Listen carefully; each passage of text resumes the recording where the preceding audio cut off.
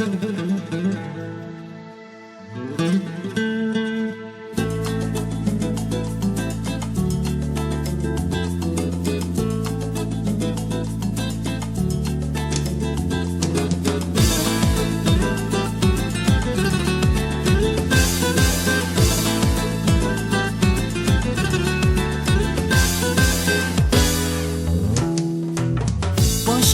içsen kebi kuyalmaymanam deyman. Seni dildin söygandek suyalmaymanam deyman. Öz-özün nishod qilib o'tgan edim ilgari.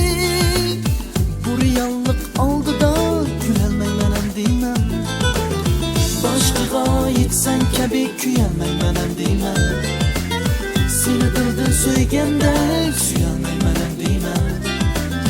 Öz-özün nishod qilib o'tgan edim ilgari. Bu reallik oldida kulolmaymanam deyman. O'ylab boqsam ba'zida shirin xiyolim sen eding. Sening uchun lirik kuy chalolmayman andima.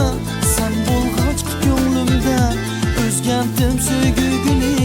Qalbimga so'yguding gul tizolmayman andiman. O'ylab boqsam ba'zida shirin xiyolim sen eding. Sening uchun lirik kuy chalolmayman andima. Sen bo'lg'ach ko'nglimda o'zgardim so'ygu guli. Qalbimga so'yguding gul tizolmayman andima.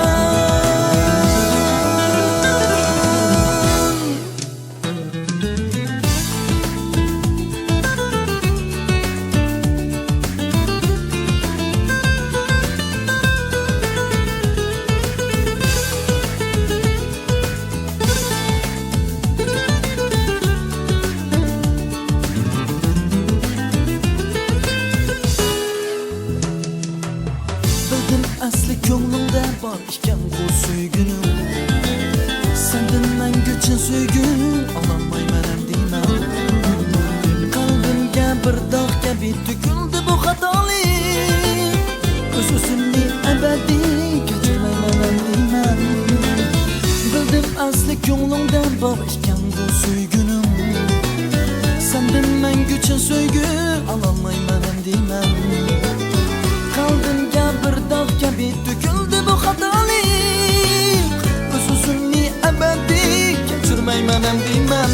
O'ylab boqsam ba'zida shirin xiyolim sen eding. Sening uchun lirik kuy chalolmayman andima.